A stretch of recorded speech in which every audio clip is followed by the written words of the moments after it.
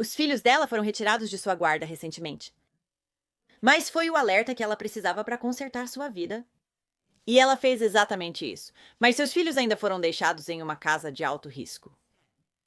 E parecia que não havia nada que ela pudesse fazer, não importa o quanto ela tentasse. Isso é, não até que já fosse tarde demais para um de seus filhos.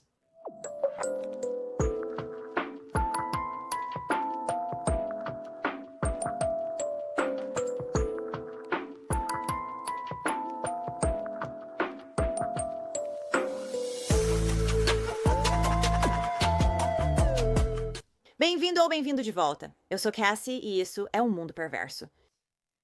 Desculpe-me hoje se eu tiver olheiras ou algo embaixo dos meus olhos. Minha filha esteve doente e eu estive doente nos últimos dias, então não consegui dormir muito, mas estou aqui. E a história que eu tenho é, na verdade, outra recomendação de um de vocês. É uma história que aconteceu perto de onde eu moro e não recebeu atenção suficiente. Aconteceu muito perto e ao mesmo tempo que o caso Harmony Montgomery que eu cobri, assim como o caso Elijah Lewis que eu tenho no Patreon. Esse também ocorreu na mesma região, caso queira verificar. Mas o motivo pelo qual este precisa de mais atenção é porque este pequeno garoto ainda não obteve justiça. E havia apenas um adulto por perto no momento de sua morte. Então, sim, esta é a história de Dennis Vaughan Jr.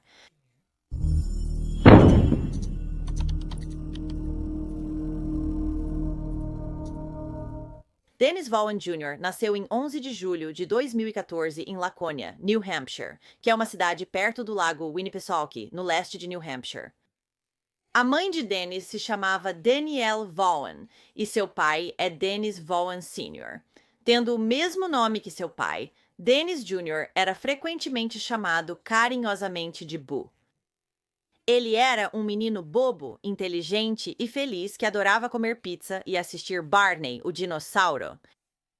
Boo também queria ser bombeiro quando crescesse.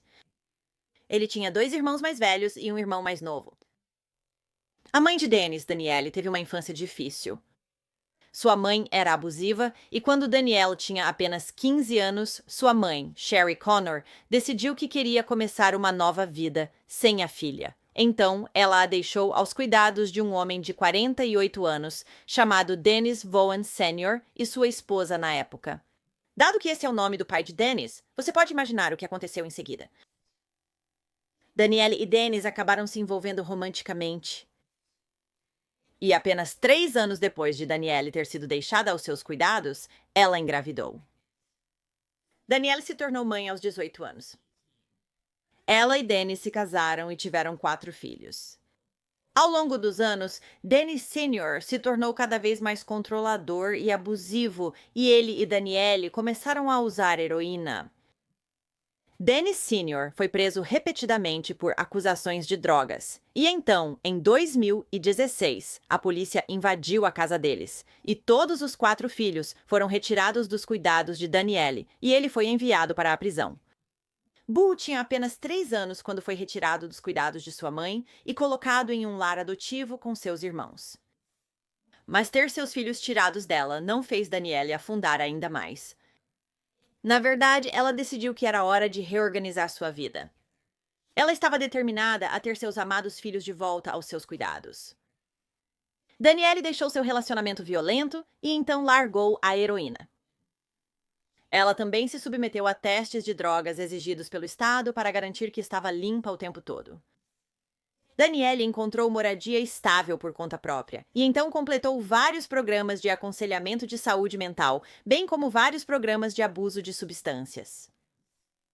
Contudo, Danielle enfrentou obstáculos para recuperar seus filhos. Infelizmente, houve disputas entre Danielle e a família adotiva das crianças, pois eles não cumpriram em dar a ela suas chamadas e visitas obrigatórias com seus filhos. E isso estava impedindo-a de reunir todos os documentos de que ela precisava para provar que era uma mãe adequada. Agora, o DCIF, que sabia sobre a situação, não fez nada por ela. Então, em 2017, Danielle foi ao tribunal e implorou para que garantisse a cooperação do DCIF. Então, em resposta, em junho de 2017, o tribunal instou o DCIF a colocar as crianças sob os cuidados da mãe de Danielle, Sherry. Sim, essa mesmo. Mas o tribunal também disse que o DCIF precisava monitorá-los constantemente enquanto estavam morando na casa da Sherry, além de fazer uma verificação completa nela antes de colocar as crianças sob sua custódia. Eles fizeram alguma dessas coisas? O DCIF concordou com os tribunais e decidiu colocar Boo, junto com seus 3 irmãos, na casa da avó. Agora, isso deveria ser apenas até Danielle completar os requisitos necessários para recuperar as crianças. E ela já havia concluído a maioria deles, então você imagina que seria uma situação muito temporária. Porque Danielle também estava relutante em ter seus filhos lá. Ela sabia como foi sua infância, mas tinha a esperança de que sua mãe não machucaria seus próprios netos. Então, em uma avaliação preliminar de Sherry para a tutela, nem mesmo o segundo nível, o primeiro nível preliminar, o DCIUF, a considerou inapta. Eles receberam relatórios de que Sherry, associada a conhecidos traficantes de drogas, bebia álcool regularmente até o ponto de intoxicação, assustava as crianças, batia em Danielle e em um dos irmãos de Boo. Até mesmo disse que Sherry, sua avó, brincava com seu pênis quando ela ficava bêbada. Ok, você está ouvindo tudo isso? Essas crianças foram para os cuidados de Sherry. Eu não estou brincando. É inacreditável. Inacreditável. No dia 10 de julho de 2017, apenas 12 dias após Sherry levar as crianças para casa, ela foi ao escritório distrital do DCIF com 3 delas a reboque. Ela entrou lá reclamando que não estava recebendo dinheiro suficiente para as crianças e que o DCIUF as havia deixado lá sem nada. Então, apenas 2 meses depois de Sherry ter recebido a guarda de Boo e seus irmãos, um relatório foi registrado no DCIF pela polícia que havia respondido a uma situação em um acampamento. A polícia foi chamada depois que várias pessoas testemunharam Sherry gritando com Boo, que na época tinha 4 anos, agarrando-o pelo pescoço e rosto e batendo nele várias vezes. Ela então o arrastou pelo braço e o jogou em uma barraca. O choro e os gritos foram ouvidos por várias pessoas, o que as levou a chamar as autoridades naquele momento. 4 dias após o incidente no acampamento, o DCIRUF designou um trabalhador do Serviço de Proteção à Criança para investigar mais o caso, e uma entrevista foi realizada na casa de Sherry. Apesar de aparentarem estar fazendo seu trabalho corretamente, houve vários problemas com a visita realizada. Primeiro, as entrevistas com as crianças foram feitas bem na frente de sua avó, então elas não puderam falar livremente.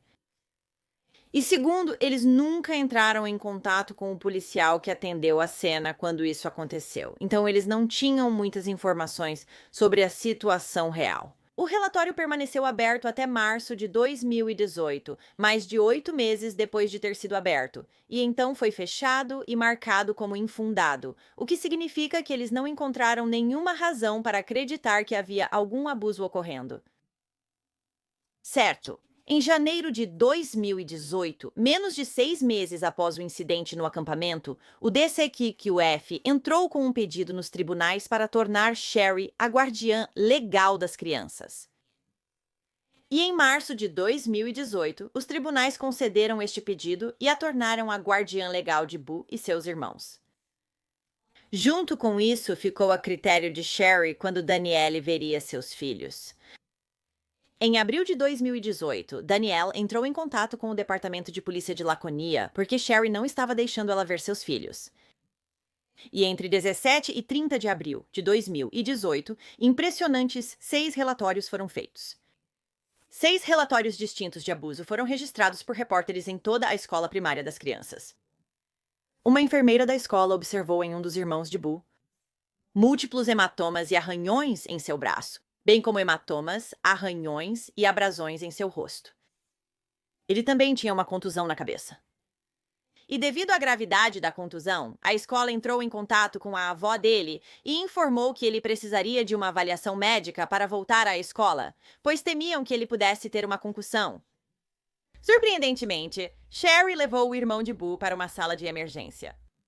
Ela se certificou de que o pronto-socorro ficava quase 1 hora de Laconia, pois lá, enfermeiros e médicos já haviam levantado preocupações sobre incidentes anteriores com as crianças. Então, apesar de seus melhores esforços para encobrir, a equipe deste pronto-socorro também notou os sinais de alerta. Durante esta visita ao hospital, muitas outras lesões foram documentadas no menino, bem como todas as desculpas que Sherry tentou dar para explicar as lesões. No início, Sherry tentou ignorar a situação. No entanto, quando isso não funcionou, ela disse que as lesões eram do menino brincando com seu irmão, Boo, e ficando muito agressivo. Durante a visita ao pronto-socorro, Sherry mencionou que o menino havia caído de cabeça nas arquibancadas da escola. Foi confirmado mais tarde que essas arquibancadas nem mesmo existem. No hospital, foram tiradas 90 fotografias documentando os sinais de abuso no menino.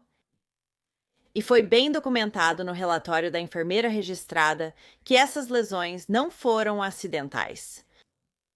Ficou claro que o menino havia sido espancado, além de ter sido agarrado com força pelo rosto e orelhas.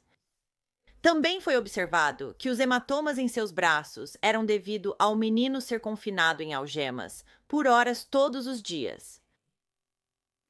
Se a DCIF tivesse ido à casa depois disso, eles teriam notado que Dennis e seus outros irmãos tinham marcas semelhantes em seus corpos. Apesar disso, a DCIF ignorou os contínuos apelos de Danielle por uma investigação mais aprofundada, e eles até tiveram a audácia de dizer a ela que não havia informações suficientes para remover seus filhos de casa. O relatório não foi enviado a eles, porque se estava claramente declarado no relatório da enfermeira registrada, então qual é o problema? Como isso não é documentação suficiente? O assistente social designado para este caso prometeu fazer visitas de acompanhamento, mas estas nunca foram realizadas. Agora, Danielle continuou a visitar seus filhos quando sua mãe permitia, e ela notou hematomas em suas bochechas, e ela sabia exatamente de onde eles vinham, porque quando criança, sua mãe a agarrava pelo rosto e lhe dava as mesmas marcas que as crianças tinham. Danielle também acreditava que todos os seus filhos pareciam muito magros. Em outra visita à casa de sua mãe, no Natal de 2018, Danielle descobriu que as condições de vida delas haviam se tornado deploráveis. A casa de Sherry em Laconia era repugnante. Havia fezes humanas e de cachorro espalhadas pelo chão de toda a casa. Ela também tinha cadeados nos armários e na geladeira, de modo que as crianças tinham que pedir para conseguir algo para comer ou beber, o que ela frequentemente não permitia. Então eles estavam bebendo da privada e quando faziam isso também eram punidos. As crianças também eram obrigadas a usar baldes como banheiro. Depois disso, Danielle disse que ligou para o DCIRF todos os dias, mas seus relatórios foram ignorados ou os casos acabaram sendo fechados novamente como infundados. Vários vizinhos de Sherry se lembram de ouvir batidas, pancadas e gritos através das paredes, e todos eles chamaram as autoridades várias vezes.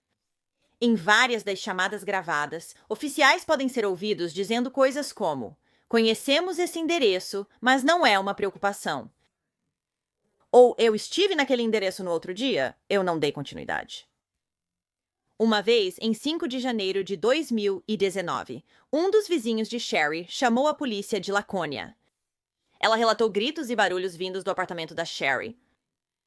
Ela pensou que Sherry provavelmente estava citando, batendo muito nas crianças, ela disse à polícia.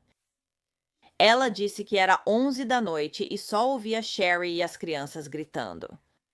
O policial que respondeu à chamada apenas descartou como uma simples reclamação de barulho, depois que Sherry disse a ele que estava fazendo uma das crianças subir e descer as escadas 10 vezes depois que elas haviam urinado na parede. E depois que a criança confirmou essa versão com medo de sua avó, tenho certeza, o policial apenas disse a ela para ser mais atenciosa com os vizinhos porque era tarde e foi embora. Um dia, Danielle recebeu um correio de voz de sua mãe. Sherry tinha acidentalmente ligado para Danielle com o celular no bolso e deixou uma longa mensagem. na qual você pode ouvir ela gritando obscenidades e insultos para as crianças. Você pode ouvir ela gritando coisas como: "Eu te odeio e você é um maldito cachorro sujo." Daniele compartilhou este correio de voz com a polícia e ainda assim, nada foi feito. É francamente assustador o quão pouco a polícia de Lacônia se importou com essas crianças neste caso.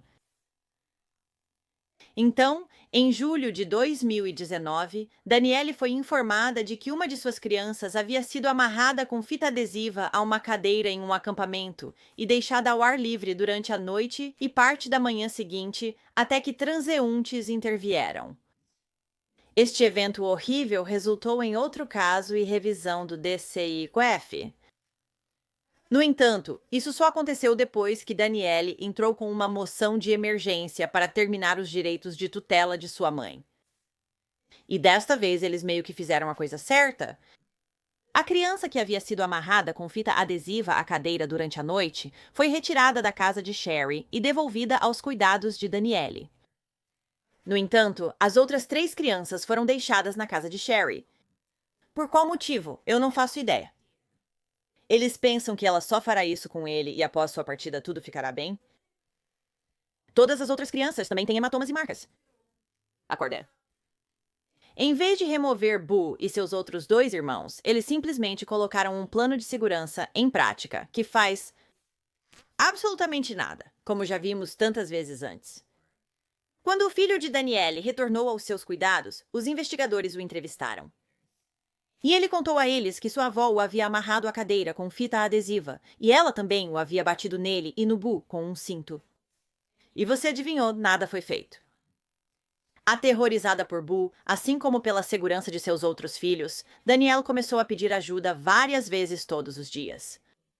Ela contatou o escritório do defensor da criança, a polícia e todas as autoridades possíveis. Ela estava absolutamente frenética e implorando as pessoas para tirarem aquelas crianças de sua mãe e literalmente colocá-las em qualquer outro lugar, menos lá. Apesar da gravidade da situação, bem como todos os seus esforços, o sistema judiciário falharia com Daniele e sua família, e ela nunca mais veria um de seus filhos novamente.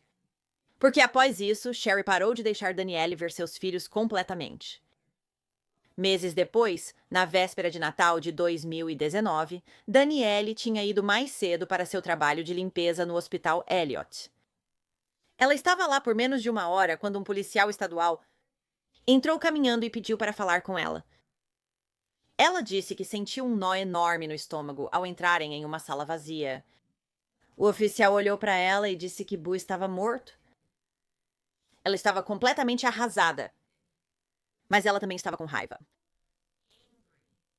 Com raiva porque ela sabia que algo ia acontecer e ela tentou pedir ajuda em todos os lugares que podia pensar. E nada foi feito. Ela tentou tanto recuperar seus filhos. O policial informou a Daniele que não sabiam ao certo o ocorrido. Mas Daniele sabia, havia apenas um adulto na casa naquele momento. Faça as contas. Uma ligação para o 911 foi feita por volta das 8 horas, em 24 de dezembro de 2019, sobre uma criança irresponsiva no apartamento de Sherry, número 103 da rua Blueberry, em Lacônia. Quando os primeiros socorristas chegaram ao local, Boo estava irresponsivo. Ele foi levado ao Hospital Geral da região dos Lagos, onde foi declarado morto. Agora, não foi até maio de 2020 que uma autópsia foi realizada no pequeno menino. E naquele momento, foi determinado que a causa da morte dele foi trauma contuso na cabeça e no pescoço. O caso foi considerado homicídio. Seria de se esperar que a polícia fosse imediatamente atrás da Sherry, não é? Não. De julho de 2017 até o dia em que Boo foi assassinado, na véspera de Natal de 2019, houve pelo menos 27 relatórios críveis que o DCITF recebeu de familiares, forças da lei, administradores escolares, professores, assistentes sociais, enfermeiros, um orientador educacional, pessoal do hospital e denunciantes anônimos, que todos disseram a eles que Boo, junto com seus irmãos, estava sendo abusado pela Sherry. Eles relataram que Dennis e seus irmãos, entre outras coisas, foram agredidos, empurrados, chutados, esbofeteados, privados de comida e água, forçados a subir e descer as escadas repetidamente, trancados no porão, amarrados com fita adesiva e algemas, forçados a usar baldes como banheiros, sufocados, forçados a tomar banhos frios e deixados do lado de fora por horas no frio do inverno sem roupas ou sapatos de proteção. Sherry disse que foi entrevistada pela polícia por cerca de 1 hora após a morte de seu neto. Só isso. E desde então, até o momento em que o relatório da autópsia voltou, ela deu tantas histórias conflitantes. Mas depois que a autópsia voltou e foi descoberto que a causa da morte foi trauma contundente, Sherry começou a insistir na história de que os primeiros socorristas, na verdade, bateram a cabeça dele na ambulância a caminho da saída. Mas eles jogaram ou bateram nele na ambulância? Porque bater a cabeça nele enquanto isso machucaria não o teria matado, Sherry, ok? Essas histórias bizarras em constante mudança, bem como o comportamento suspeito de Sherry logo após a morte dele, passaram despercebidos pela polícia, assim como todos os outros relatórios que haviam sido entregues a eles antes. Sherry não falou com a polícia desde então e disse que eles foram rudes com ela.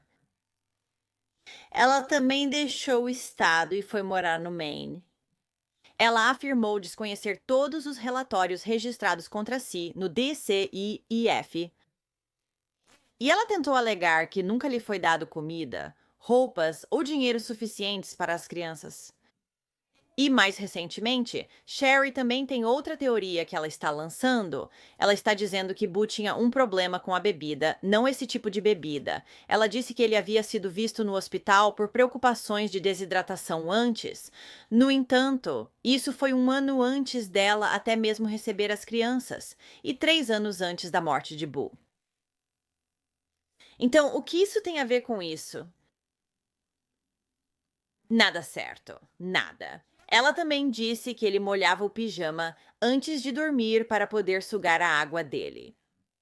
Talvez porque você negou a eles água, não porque ele tinha um problema de desidratação.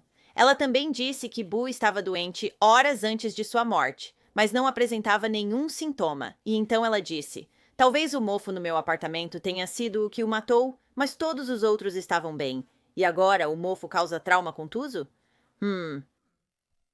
Sherry também havia dito a Danielle em um momento que, antes da morte de Boo, ele estava alucinando e incapaz de comer ou beber. Ela disse que ele sabia que ia morrer e que o diabo estava lá para levá-lo. Em 2023, Danielle Vaughan, buscando respostas e justiça para seu filho, processou o Departamento de Saúde e Serviços Humanos de New Hampshire, DCXF. Ela manteve a custódia de seus filhos restantes e continua a lutar pela justiça que Dennis Boo Vaughan Jr. merece por direito.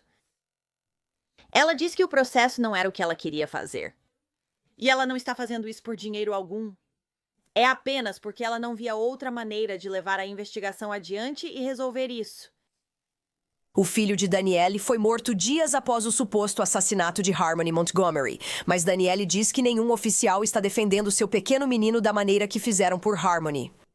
Então ela espalhou cartazes como este por toda a Lacônia, determinada a responsabilizar alguém pela morte de seu filho. Danielle está usando o sistema antes que a lei diga que é tarde demais. Ela está processando o DCIF por danos. Ela entrou com o processo em dezembro do ano passado, dias antes de expirar o prazo de prescrição. 75 páginas de angústia e frustração. 27 relatórios para o DCIF a partir de 2017, a maioria de repórteres profissionais, professores, enfermeiros, policiais, culminando nos últimos meses da vida de Boo com uma enxurrada de ligações de Danielle para o DCIF, implorando à agência que tomasse medidas para proteger seus filhos. Aqui essas pessoas estão dizendo que você não está apta para cuidar dos seus filhos, então vamos tirá-los de você. Nós os protegeremos e faremos o que você deveria ter feito. O gabinete do procurador-geral e a polícia nunca identificaram publicamente um suspeito, mas o processo de Danielle afirma que a moção de emergência apresentada pelo DCIF no dia da morte de Boo se refere a Sherry Connor como a principal suspeita. Em resposta, o Estado não refuta isso. Sherry Connor agora vive fora do Estado? Nossas chamadas e mensagens no Facebook não foram respondidas. Danielle recebeu a guarda total de seus filhos e filhas sobreviventes em 2020, mas diz que não descansará até conseguir justiça para Boo. O processo de Danielle alega que o DCIPUF violou os protocolos de investigação, além de não ter informado a ela sobre o abuso e negligência que haviam sido relatados por outros. Eles também não fizeram visitas domiciliares e negligenciaram um acompanhamento adequado. Nenhuma prisão foi feita e não há outras informações do escritório do procurador-geral, além de que está aberto e sendo trabalhado. Claro, no processo, o Estado nega que ele ou qualquer um de seus funcionários falharam em fazer seus trabalhos corretamente. Quando o chefe de polícia de Laconia, Matthew Canfield, cujo departamento respondeu à chamada do 911 naquele dia, fez uma declaração pública, ele disse que eles não esqueceram ou não se importam com o caso. Na verdade, está em sua mente diariamente. E ele também está frustrado com a falta de progresso no caso. Ele afirma, no entanto, que as mãos da polícia estão atadas, pois o caso está nas mãos do procurador-geral no momento. No entanto, seu departamento nunca anunciou o homicídio de Dennis no Twitter, e o feed deles no Twitter inclui muitos outros crimes, incluindo a busca por Harmony Montgomery. Mas nada de vaias, nada de Dennis. Nem os feeds de mídia social do departamento incluem o comunicado de imprensa de maio de 2020 do escritório do procurador-geral em relação à autópsia de Dennis, com o nome e o número de telefone do policial estadual que está recebendo dicas. Michael Garrity, que era um porta-voz do escritório do procurador-geral, disse que houve um trabalho significativo na investigação, mas não deu detalhes. Ele também não disse por que, na ausência de uma prisão, eles não buscaram a ajuda do público desde 2020. Dennis Buvoan foi cremado, e sua mãe, juntamente com muitos outros, incluindo um grupo do Facebook chamado Justiça para Dennis Buvoan, estão dedicados a garantir que a justiça seja feita para o pequeno menino. E por algum motivo não está sendo dada muita atenção a este caso, como eu havia dito. Estou em Massachusetts, um pouco menos de 2 horas de distância de Laconia, e eu nunca tinha ouvido falar disso, até que um de vocês sugeriu e eu pesquisei. Por que você acha que este caso não recebeu muita atenção? Porque esta é uma doce e inocente criança, e quem quer que esteja atrasando essa investigação precisa simplesmente se sair melhor da próxima vez, mas dê a Dennis sua justiça agora.